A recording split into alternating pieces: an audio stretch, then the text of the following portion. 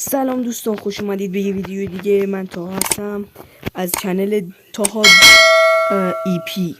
خب دوستان، بدون چک و چونه سریع بکوب رو سابسکرایب و لایک، یاد نره. عیب و ایرادی، نظراتی، چیز داشتید کامنت کنید لطفاً.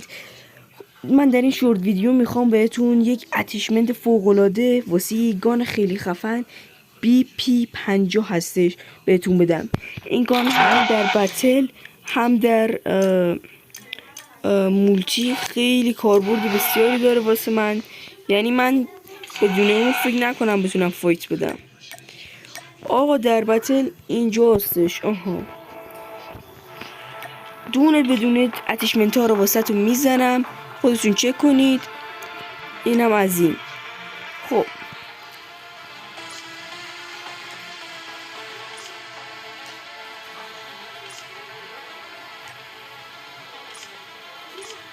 این برای بتل بود و اینم برای مولتی.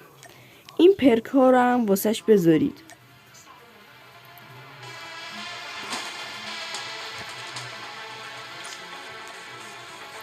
هیپ فایر خوبی نداره حقیقتا، ولی دمیج و موبیلایتی و موومنت خیلی خوبی میتونید باش بزنید.